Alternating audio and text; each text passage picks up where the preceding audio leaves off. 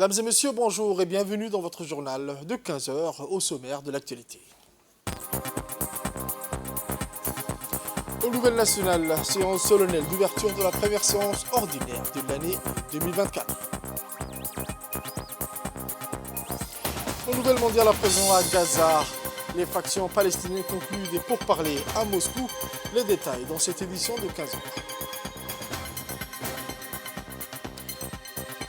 Le journal au complet à présent, mesdames et messieurs. Le président de l'hémicycle national a procédé ce matin à l'ouverture de la séance solennelle de la première session ordinaire du Parlement pour l'année 2024.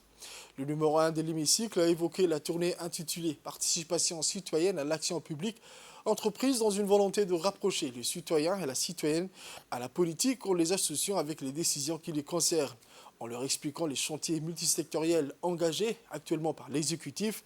Il convient de souligner que cette session ordinaire marque le premier anniversaire de la 9e législature. Notons également la participation, outre du président de l'hémicycle national, le Premier ministre, les membres du gouvernement, les membres parlementaires ainsi que des invités d'honneur. Une participation qui rehausse de prestige la solennité des activités parlementaires et témoigne de l'attachement que tous les membres parlementaires ressentent à la fois au Parlement et au peuple de la République de Djibouti. Il semblerait évident que cette rentrée parlementaire de mars 2024 s'effectue avec une feuille de route claire et imprégnée des derniers échanges et du travail de proximité avec les concitoyens.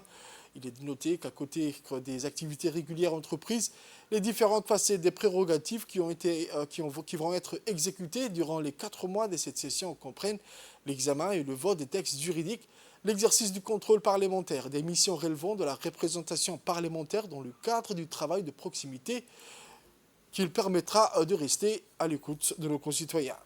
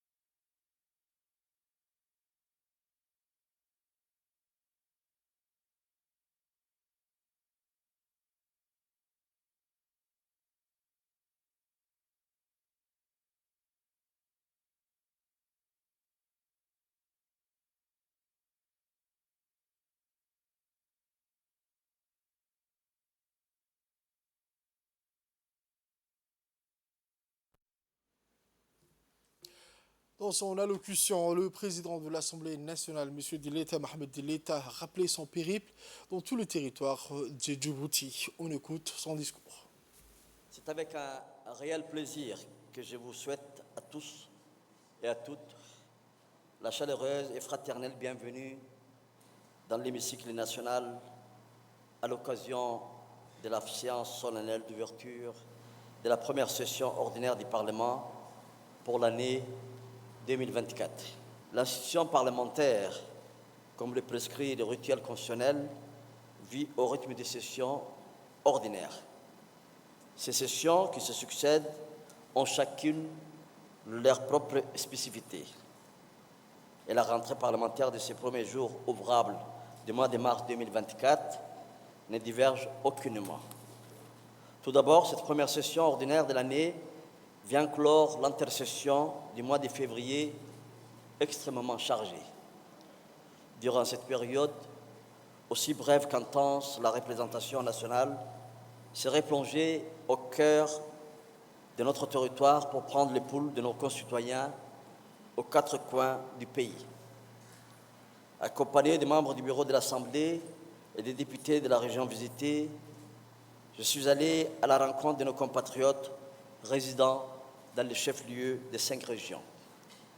Cette tournée intitulée « Participation citoyenne à l'action publique », nous l'avons entreprise dans une volonté de rapprocher les citoyens et la citoyenne à la politique en les associant avec les décisions qui les concernent, en leur expliquant les chantiers multisectoriels engagés actuellement par l'exécutif. Ce fut pour les députés comme pour les citoyens des opportunités pour engager des échanges importants, pour recueillir les aspirations, les préoccupations, envie de rechercher et de réfléchir aux solutions pérennes aux défis quotidiens de nos concitoyens. Avec mes collègues, j'ai pu écouter nos frères et sœurs, échanger avec eux. Première du genre et appelée à se multiplier à l'avenir, cette tournée nous a fourni des renseignements cruciaux. L'autre spécificité de la présente rentrée tient à ce qu'elle marque le premier anniversaire de la 9e législature.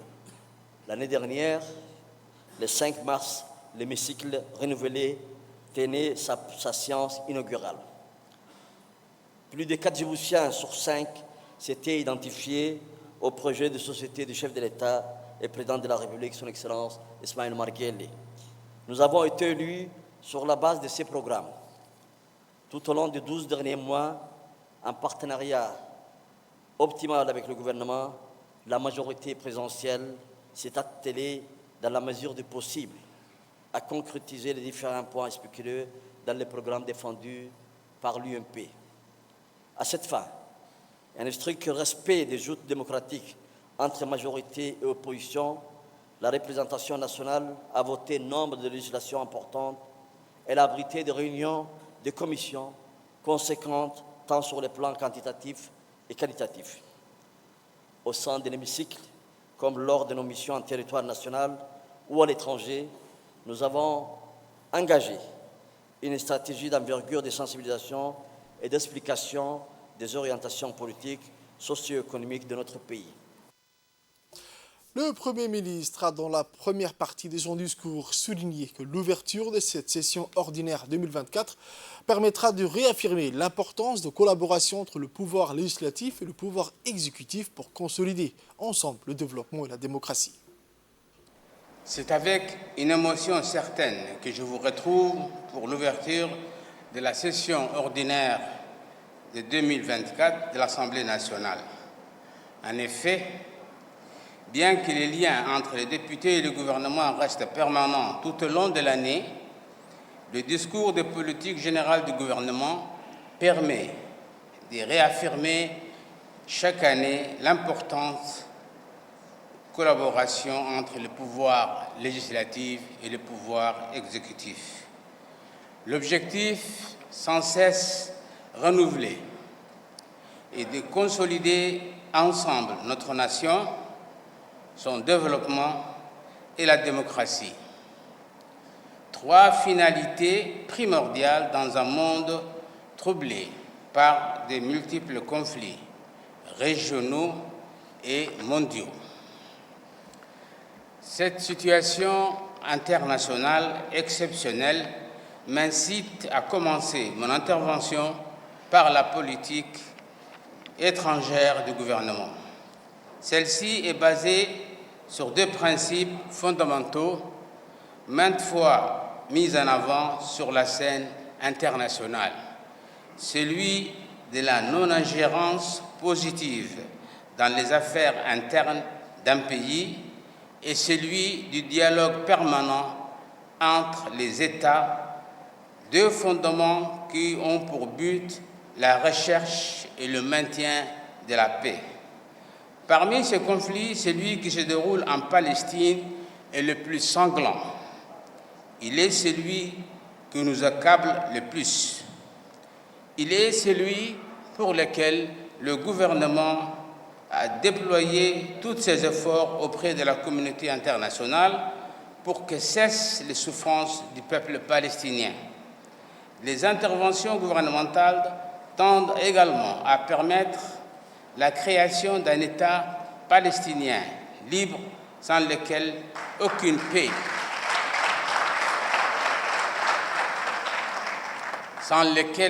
paix durable ne sera possible dans cette région. Pour témoigner de notre solidarité avec la population palestinienne meurtrie, je vous demande à nouveau de respecter une minute de silence en mémoire de tous les morts et blessés de la Palestine. Et lire la Fatiha.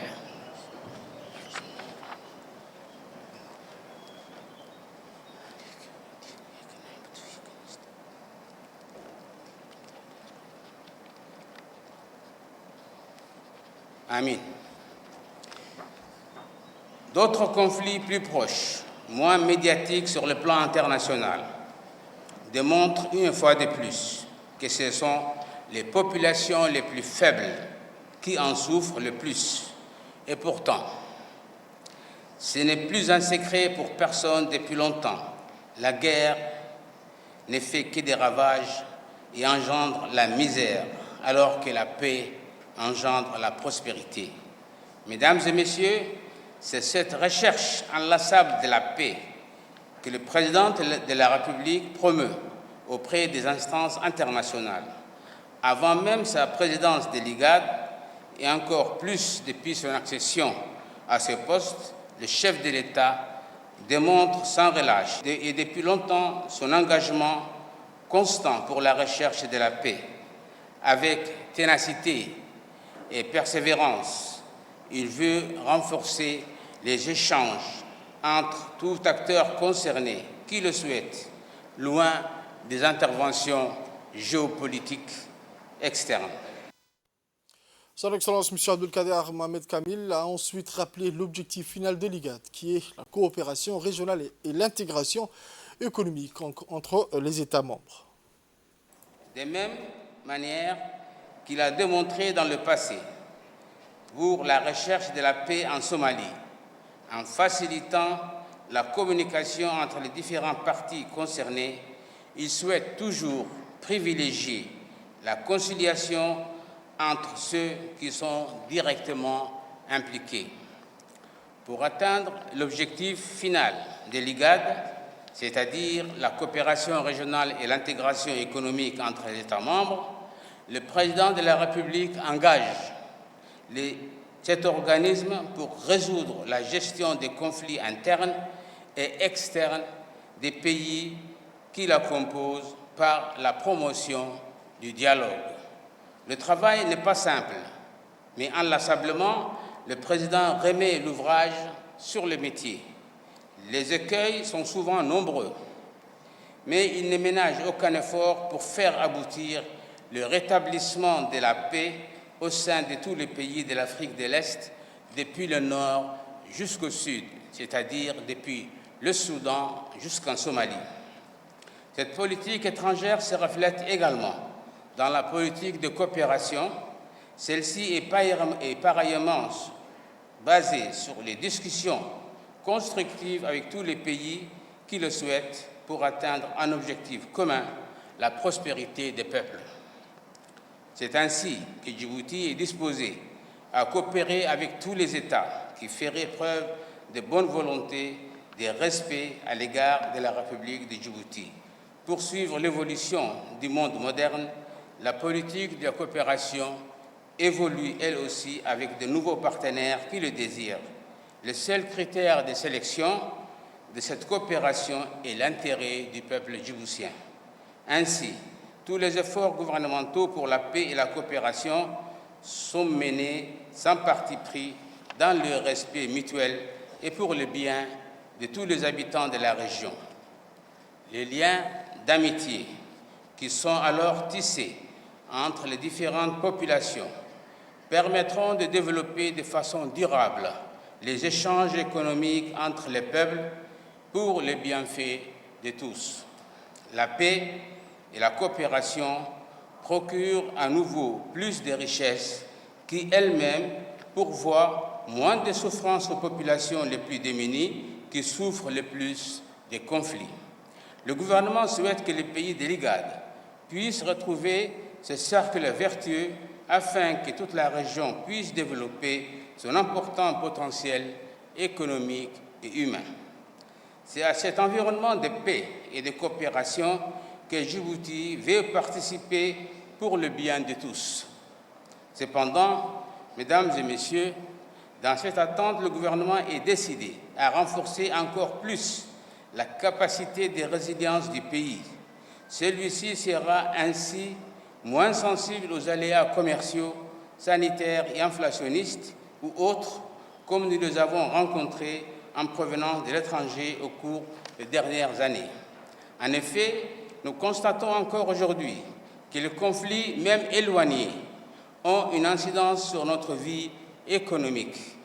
Ainsi, la guerre au Moyen-Orient, qui nous touche fortement sur le plan sentimental, a aussi une incidence directe, quasi immédiate, sur notre activité économique et portuaire. En quelques semaines, le trafic maritime dans la mer Rouge a chuté par rapport à ce qu'il était au début du mois d'octobre, contrebalancé par une forte augmentation du trafic de transbordement de l'ordre de 35,7% vers les autres pays de la région.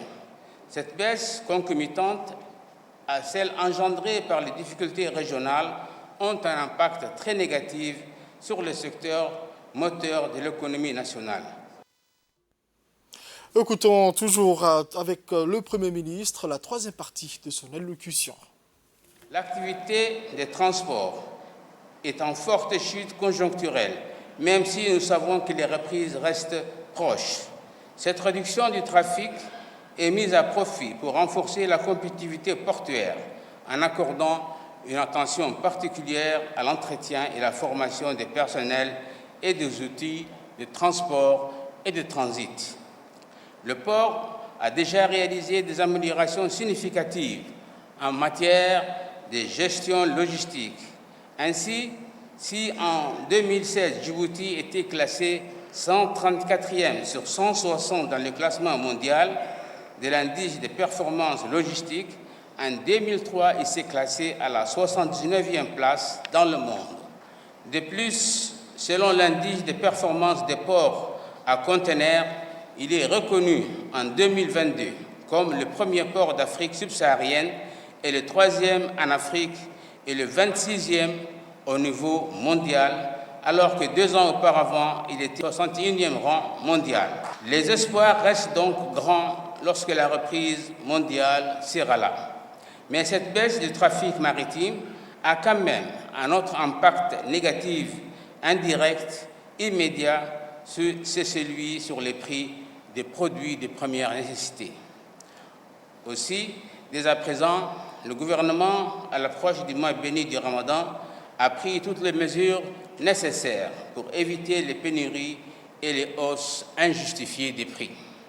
Une attention particulière est portée avec les commerçants sur les prix des denrées et des produits alimentaires et de première nécessité pour éviter tout impact sur les populations les plus défavorisées.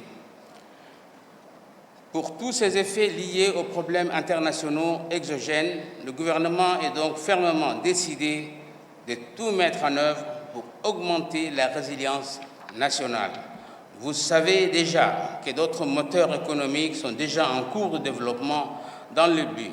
Et j'ai fait référence au secteur des télécommunications, de l'énergie, du numérique ou des travaux publics et du bâtiment. Ils ont tous développé pour pallier à la réduction d'activité du secteur des transports et permettre une diversification de l'économie nationale. Je reviendrai sur tous ces sujets. Mais auparavant, mesdames et messieurs, je vais attirer votre attention sur le nouveau secteur de développement que le gouvernement a retenu. Celui-ci deviendra un grand moteur de notre économie. Il s'agit du secteur financier et bancaire. Le potentiel de Djibouti pour développer un hub financier régional est grand. Nous le savons depuis longtemps. Une monnaie stable, librement convertible et transférable un réseau bancaire varié et ouvert sur le monde, une banque centrale vigilante pour garantir les dépôts des épargnants. Mais ce n'est pas suffisant dans le monde d'aujourd'hui pour se développer au niveau international et à la mesure des ambitions que nous avons dans le domaine financier. Le gouvernement veut en effet que Djibouti soit non seulement un grand pôle de développement régional, commercial, numérique, de transit, de transformation et de télécommunications, mais aussi financier. C'est dans le cadre des grands concours scolaires. L'inspection générale de l'enseignement général, en collaboration avec l'inspection de vie scolaire, a organisé ce samedi 2 mars 2024 la deuxième phase et 7e édition des grands concours scolaires interétablissements dans les 3 centres choisis à cet effet, à savoir le CEM de Boulahaus, le Palmeraie 1 et le Biocade. Il est de noter que ces concours sont intitulés en 2016 par par le ministre de l'Éducation nationale et de la formation professionnelle, son Excellence, M. Mostafa Mohamed Mahmoud. Cette compétition nationale scolaire, coordonnée par l'inspection de vie scolaire en collaboration avec l'ensemble des inspections et des établissements scolaires du pays, est organisée chaque année par le MENFOP depuis 2017. La préparation des élèves aux différents concours est dirigée tout au long de l'année scolaire par les inspections disciplinaires. Ainsi, chaque année, la sélection des meilleurs élèves est effectuée d'abord à l'intérieur de chaque établissement scolaire et est par la suite réalisée au niveau des établissements regroupés par zone ou par région pour finalement procéder au choix des lauréats au niveau national.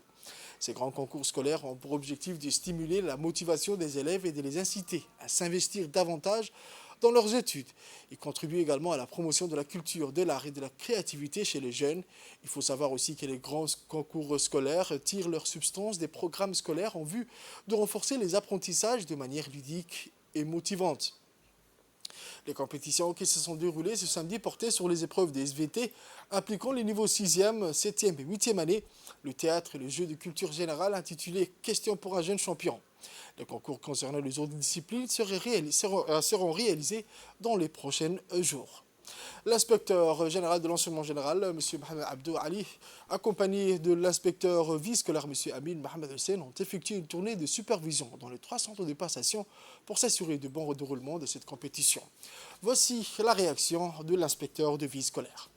Dans le cadre de grands concours scolaires initiés par son Excellence le ministre de l'Éducation nationale et de la formation professionnelle, M. Mostafa Mohamed Mahmoud, en 2016, nous sommes réunis aujourd'hui pour organiser le concours de la deuxième phase.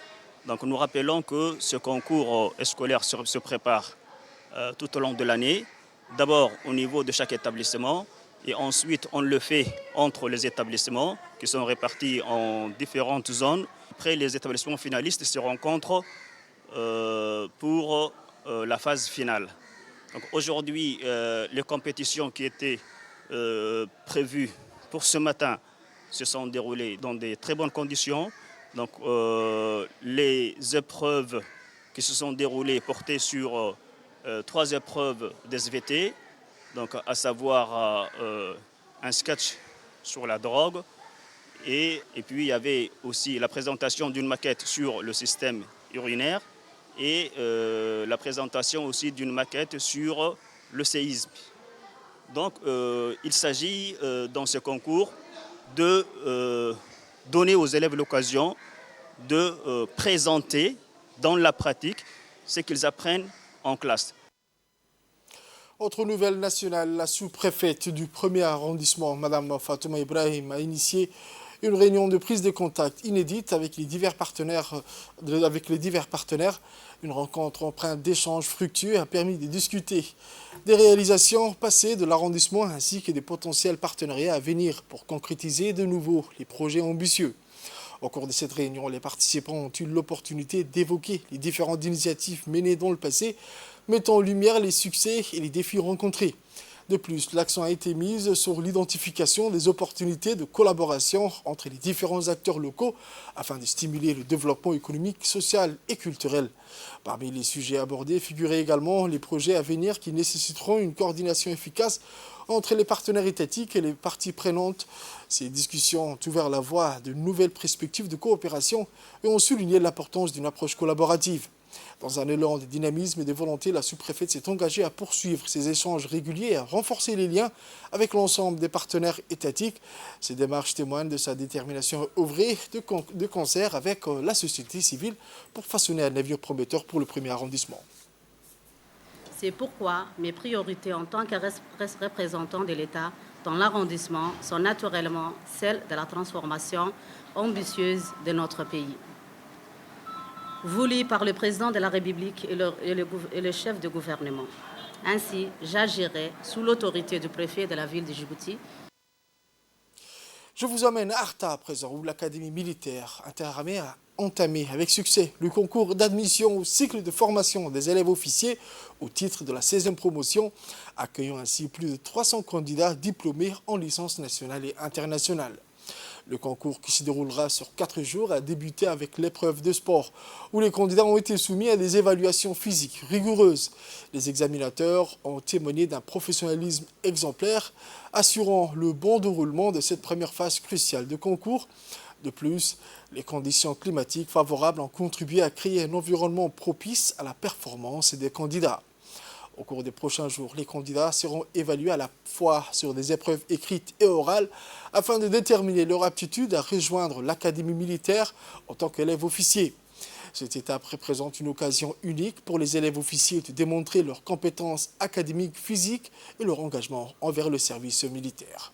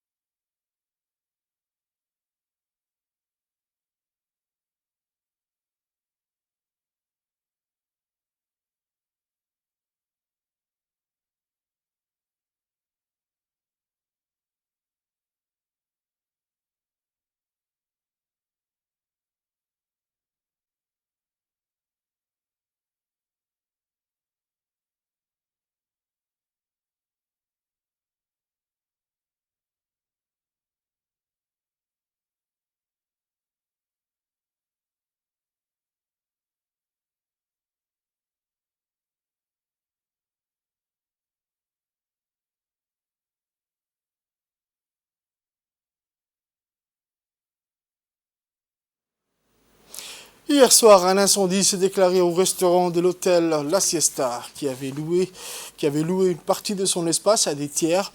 Cependant, cette zone était fermée et inoccupée au moment de l'incendie. Elle était également séparée du reste de l'hôtel par des structures en bois et du verre feuilleté. Le feu a commencé dans cette partie de l'établissement à l'arrivée des pompiers. Le feu avait déjà embrasé toute la surface. Heureusement, les pompiers ont rapidement stoppé sa propagation et ont éteint les flammes. Les éléments de la protection civile ont efficacement circonscrit les flammes.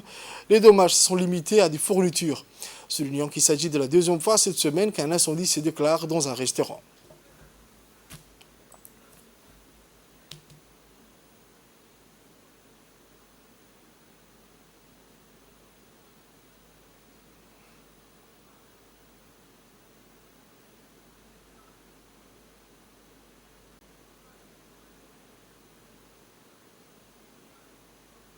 Ce vendredi, l'Association pour le développement du Lac Assal a organisé un tournoi Omnisport sous le haut patronage du secrétariat d'État chargé des sports. Un événement sportif qui a mis en compétition les jeunes issus de localités riveraines. Le football et l'athlétisme ont été les disciplines phares de cette journée rythmée par la ferveur sportive et le dépassement de soi. L'objectif principal de cet événement était d'une part promouvoir le sport au niveau régional en offrant une plateforme d'expression aux jeunes talents locaux et d'autre part détecter ces mêmes talents afin de les accompagner dans leur développement sportif. Sous la supervision attentive du directeur adjoint de l'ANPS, M. Ahmed Ali, cette journée a été marquée par une organisation sans faille et une ambiance empreinte de compétition saine, accompagné du sous-directeur des régions, M. Youssouf Abdallah. Après les rencontres, les vainqueurs et vaincus ont été appelés sur le podium pour recevoir les trophées et distinctions de la main des officiels présents à cet événement.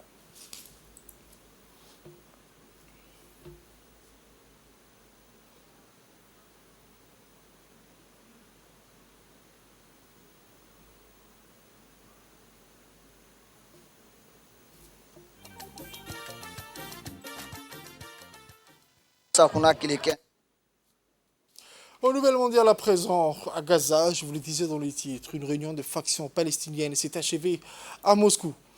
Elles ont publié une déclaration finale dans laquelle elles conviennent de poursuivre leur dialogue et condamnent l'agression contre le peuple palestinien dans la bande de Gaza, en Cisjordanie et à Jérusalem.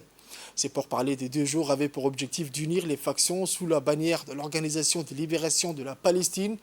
La présidente de la Commission européenne, Ursula von der Leyen, a demandé l'ouverture d'une enquête transparente sur le meurtre par Israël des civils en attente d'une aide alimentaire dans la bande de Gaza.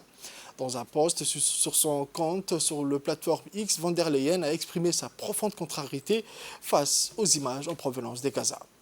C'est tout pour ce journal de 15h, mesdames et messieurs. Merci à vous de l'avoir suivi et restez avec nous pour la suite du programme sur Télé Djibouti.